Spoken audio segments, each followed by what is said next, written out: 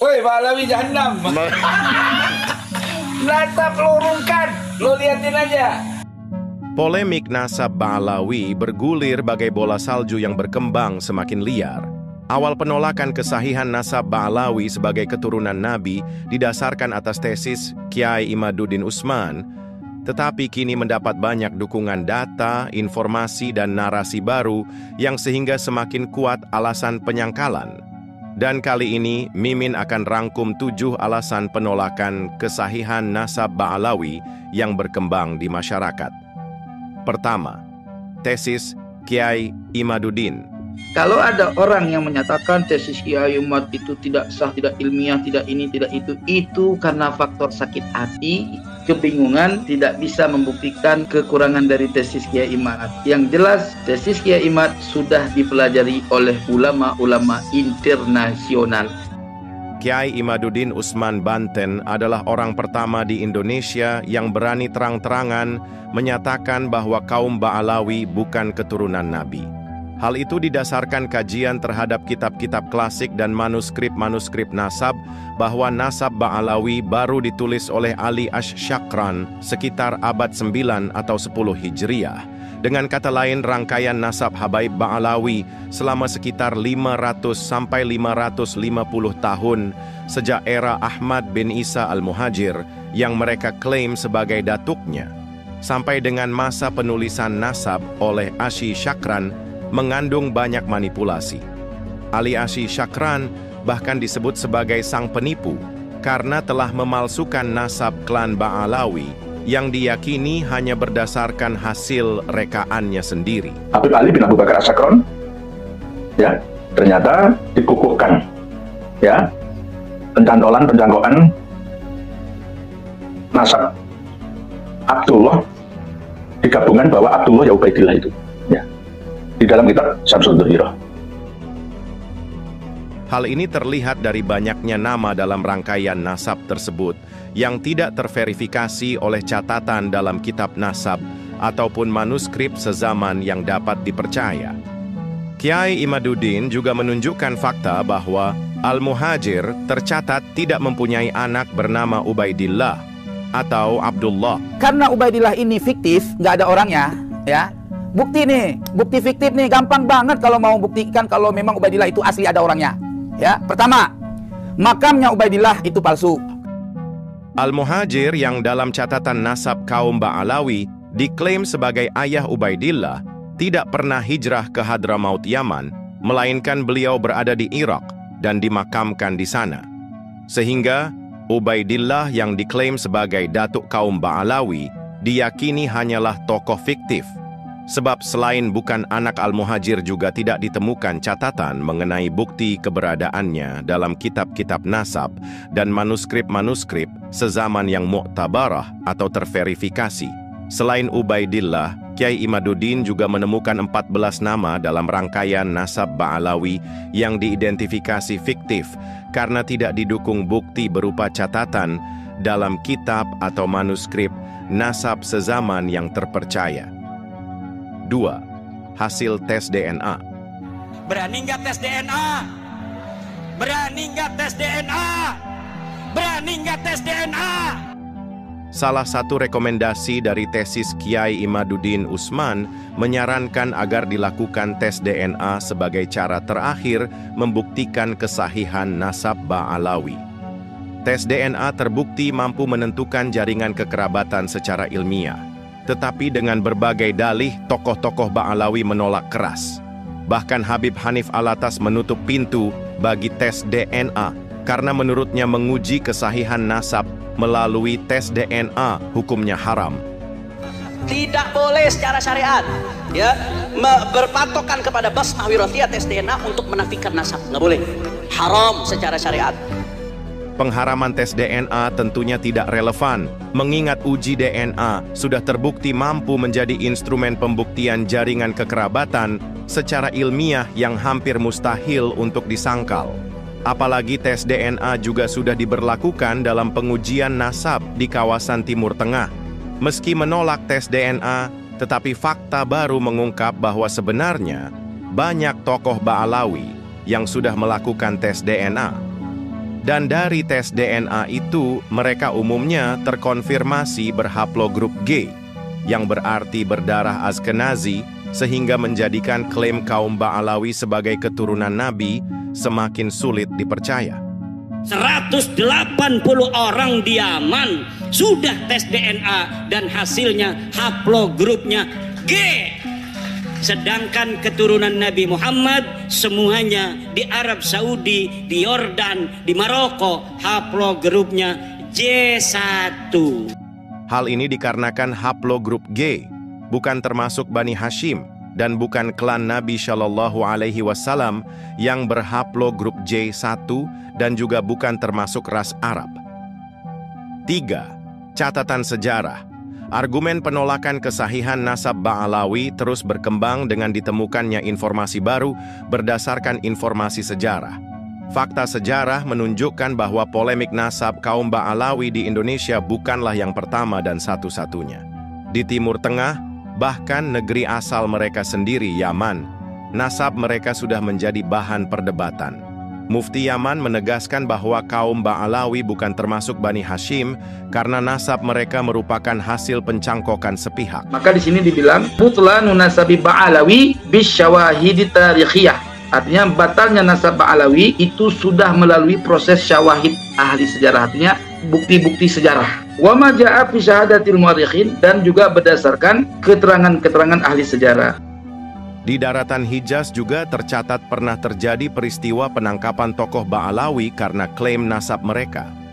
Syarif Makkah pernah menghukum orang Ba'alawi karena menggunakan gelar Sayyid dan menikahi Syarifah, padahal nasabnya tidak terkonfirmasi sebagai keturunan Nabi.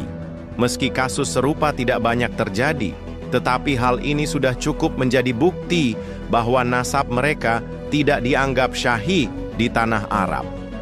4. Kejanggalan rentang dan rangkaian nasab. Di luar ilmu nasab, masyarakat berusaha memverifikasi secara mandiri kesahihan nasab Ba'alawi berdasarkan hasil utak-atik data yang sudah ada, yang mana mereka menemukan kejanggalan dalam hal rentang dan rangkaian nasab kaum Ba'alawi. Dengan logika sederhana, Guru Gembul memberikan analisis yang masuk akal tentang kejanggalan nasab kaum Ba'alawi. Kejanggalan pertama berkenaan dengan klaim para habaib di Indonesia yang rata-rata saat ini mengaku sebagai generasi ke-37 sampai 39. Klaim tersebut jelas tidak masuk akal bila dihitung berdasarkan standar umum perhitungan peralihan generasi, dan jika kita hitung setiap 1 abad, rata-rata terjadi 4-5 peralihan generasi. Klaim sebagai keturunan Nabi juga kurang masuk akal, karena dalam rentang waktu sekitar 1.500 tahun, peralihan generasi sejak masa Nabi sampai saat ini, yang normalnya sudah mencapai generasi ke-49 sampai 53, dan itu artinya ada sekitar 10 atau 11 generasi yang tidak tercatat. Hal ini berkaitan erat dengan kejanggalan berikutnya. Bila benar para habaib saat ini adalah keturunan Nabi ke-37 sampai 39, berarti para pendahulunya baru punya anak rata-rata di usia sekitar 60 tahun. Untuk 1 atau 2 kasus mungkin saja terjadi, tetapi mustahil terjadi selama hampir 40 generasi secara turun-temurun, apalagi masyarakat di masa lalu cenderung menikah dan punya anak di usia yang jauh lebih muda. Kejanggalan lain terlihat dari pembulatan umur tokoh-tokoh yang dalam rangkaian nasab kaum Ba'alawi yang rata-rata menggunakan angka bulat. Hal ini menurut Guru Gembul menimbulkan kecurigaan atas adanya indikasi bahwa rangkaian nasab mereka tidak disusun berdasarkan data silsilah yang akurat dan dapat dipertanggungjawabkan. Jadi kemungkinan untuk ini benar seperti ini 1 berbanding 1 miliar. Dan secara ilmiah, ini sudah bisa disebut sebagai mustahil. 5. Indikasi pembelokan sejarah. Bersamaan dengan polemik nasab, masyarakat menemukan makam-makam kuno yang diubah identitasnya menjadi makam orang bermarga Ba'alawi. Tak itu saja, masyarakat juga menemukan makam-makam kosong yang diidentifikasi dibuat oleh kalangan Ba'alawi. Klan Ba'alawi juga sudah berhasil mempromosikan beberapa makam habaib di luar Jawa sebagai destinasi ziarah. Bahkan makam kosong Mbah Priuk di Jakarta sukses dipopulerkan sebagai makam seorang habib. Hal itu menimbulkan kecurigaan bahwa kaum Ba'alawi sengaja membangun sejarah kekeramatan bagi golongannya sendiri, sehingga semua itu menimbulkan kecurigaan jika klan Ba'alawi berupaya menulis ulang sejarah Indonesia dengan versi mereka sendiri. Memang tidak menutup kemungkinan di kalangan Ba'alawi ada yang turut terlibat dalam perjuangan kemerdekaan, sebagaimana halnya etnis Tionghoa. Masalahnya, mereka mengklaim berjasa dalam berbagai momentum sejarah tanpa dukungan data yang terpercaya, semisal mengklaim sebagai inisiator pembuatan simbol-simbol negara hingga menentukan hari kemerdekaan. Tokoh-tokoh Ba'alawi juga mengklaim berperan besar terhadap berdirinya Nahdlatul Ulama. Klaim ini dapat dibaca di situs tarekat yang dipimpin oleh seorang habib terkemuka yang termuat dalam buku Cahaya dari Nusantara karangan kaum Ba'alawi, serta dinarasikan dalam ceramah beberapa habaib. Bahkan dalam sebuah buku pelajaran ke-N1 Madrasah Diniyah Takmiliyah Ulia atau pendidikan khusus keagamaan setingkat SLTA kelas 2, secara misterius muncul nama Habib Hashim bin Yahya yang dinyatakan sebagai salah satu pendiri NU. Padahal NU dan Rabithah Alawiyah dalam sejarahnya berdiri sebagai ormas berbeda. Tak hanya itu, dalam sejarah, Rabithah Alawiyah sejak awal berseberangan dengan Al-Irsyad, ormas yang didirikan oleh masyarakat Arab yang sama-sama keturunan Yaman.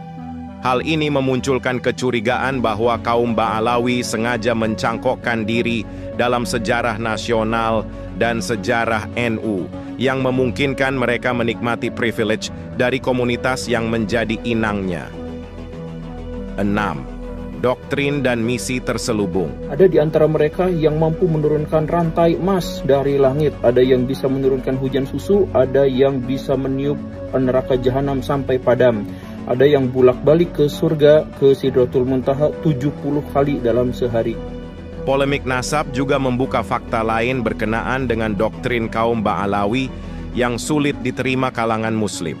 Selain ajaran rasis berupa pengkastaan dalam agama, yang menempatkan kaum Ba'alawi sebagai umat Islam kelas 1 di atas warga pribumi. Di antaranya doktrin yang dipromosikan kaum Ba'alawi adalah karomah para leluhur mereka. Misalkan mereka mengklaim Faqih Muqaddam memiliki karomah tinggi dan derajat kewaliannya lebih tinggi dibanding Abdul Qadir Al-Jailani, tokoh paling dikeramatkan oleh kaum Muslim tradisionalis setelah Nabi. Melalui glorifikasi leluhur mereka dengan segala dongeng magisnya, kaum Ba'alawi seakan berupaya menggeser kedudukan Syekh Abdul Qadir Jailani dan menggantinya dengan tokoh dari kalangan mereka sendiri. Beliau bernama Al-Imam Muhammad bin Ali Al-Faqih Al-Muqaddam. Beliau pernah mi'raj, saudara-saudara, bertemu dengan Allah dalam satu hari 70 kali, saudara-saudara. Ceramah-ceramah habaib Ba'alawi yang banyak mengangkat takhayul dan khurafat yang jauh lebih tidak masuk akal dibanding yang ada dalam tradisi Muslim lokal. Tradisi keagamaan Muslim tradisionalis yang oleh kalangan Salafi dan modernis sering dituduh syarat takhayul dan khurafat tidak ada apa-apanya dibanding yang diajarkan oleh kaum Ba'alawi, karena glorifikasi para tokohnya tidak jarang melampaui apa yang mampu dilakukan oleh Nabi Shallallahu Alaihi Wasallam. Misalnya Mi'raj 70 kali dan kemampuan memadamkan api neraka. Kalau aku tidak malu kepada Allah Ta'ala, maka neraka jahanam itu akan aku matikan. Terbukanya polemik nasab sekaligus menimbulkan kecurigaan adanya agenda terselubung kaum Ba'alawi yang banyak mempromosikan keluhuran klan mereka. Tidak mengherankan bila muncul kecurigaan bahwa mereka berupaya mengubah akar tradisi keagamaan kaum Islam yang sebelumnya disandarkan pada ajaran-ajaran Wali Songo kepada ajaran khas mereka dan klan mereka sebagai titik pusatnya. Apalagi belakangan kaum Ba'alawi gencar mempromosikan Tarim, daerah asal mereka, sebagai destinasi ziarah baru. Kota Tarim dipromosikan sebagai kota suci berikutnya setelah Makkah, Madinah, dan Baitul Maqdis. Banyak travel yang menawarkan paket ziarah ke sana, yang diklaim sebagai kota para wali yang mampu memberikan keberkahan bagi penziarahnya. Doa ning kota Tarim itu dikabulkan oleh Allah walaupun di dalam kamar mandi. 7. Akhlak. Tak bisa dipungkiri di masyarakat santri yang sering didatangi oleh orang-orang berperawakan Timur Tengah dan mengaku Habib melakukan dawir. Mereka meminta masyarakat membeli barang bekas mereka dengan harga fantastis. Sorban 10 juta, kemudian cincin beliau diawali dengan nilaian 10 juta, siwak yang beliau pakai diawali dengan nilai 1 juta. Banyak warga masyarakat yang tidak kuasa menolak eksploitasi spiritual semacam ini akibat terbelenggu oleh tingginya rasa hormat dan rasa takut kualat karena memandang mereka sebagai kaum keramat. Kecurigaan yang berujung pada hilangnya kepercayaan atas kesahihan nasab Ba'alawi meledak. Itu diakibatkan karena sikap dan ucapan tokoh Ba'alawi yang jauh dari nilai-nilai akhlak mulia yang seharusnya dijunjung tinggi. Beberapa penceramah dari kalangan Ba'alawi seperti Rizik Syihab dan Bahar Smith dengan entengnya menebar ucapan dan pernyataan yang jauh di luar nilai-nilai etika. Kamu kera-kera bersorban, kau yang monyet. Kamu Ustadz Jahannam, lu yang monyet. Mereka begitu leluasa menebar fitnah, caci maki, ejekan, hinaan, bahkan merendahkan tokoh-tokoh yang dihormati oleh kalangan muslim tradisionalis, baik pemimpin pemerintahan maupun pemimpin agama, dan nyaris tidak ada koreksi apapun dari tokoh-tokoh Ba'alawi sendiri. Tokoh-tokoh Ba'alawi begitu leluasa mengumbar kecongkakan seakan tiada lawan, hingga tak segan merendahkan ulama pribumi seperti Kiai Haji Ma'ruf Amin, meski sebelumnya berada di dalam barisan politik mereka. Kesombongan, semena-menaan, dan akhlak yang buruk telah mengubah rasa hormat tokoh-tokoh pribumi pada kaum Ba'alawi. Kiai Imaduddin Usman yang semula merupakan pendukung Ba'alawi dengan lantang menyuarakan batalnya nasab Ba'alawi sebagai keturunan Nabi dengan data dan argumentasi yang sulit dipatahkan. Rapuhnya keluhuran akhlak kaum Ba'alawi benar-benar terlihat saat polemik nasab mengemuka. Hampir semua tokoh Ba'alawi merespon masalah ini dengan emosi, kemarahan, nada bicara tinggi, dan ungkapan-ungkapan yang tidak seharusnya keluar dari mulut orang-orang mulia. Respon para habaib sama sekali tidak memperlihatkan kearifan dan kebesaran jiwa seperti lazimnya orang-orang mulia, yang itu semakin menguatkan keyakinan bahwa mereka memang bukan keturunan Nabi. Saya tanya sekali lagi, semua siap berjuang? Siap ikut Habib? Takbir! Pulang dari sini nanti siapin aja kaca golok yang tajam, ya, siapin senjata yang kita punya ya. Tiap saat saya bisa beri komando. Sebenarnya masyarakat Nusantara sangat hormat dan tidak berani bersikap kritis terhadap kaum Ba'alawi. Tetapi setelah melihat sikap, perilaku, dan pernyataan-pernyataan tokoh-tokoh Ba'alawi yang jumawa, congkak, dan merendahkanlah membuat pribumi Nusantara menghapus rasa hormat, bahkan membuka semua tabir kepalsuan yang sekian lama terbenam di bawah tingginya rasa hormat, ketidaktahuan, dan pengkeramatannya. Penolakan atas kesahihan nasab Ba'alawi kebanyakan didasarkan atas data, informasi, dan pertimbangan logis dan faktual. Tetapi di antara semua alasan pembatalan nasab Ba'alawi sebenarnya bukanlah data dan argumen logis, melainkan dari dampak dari diabaikannya etika.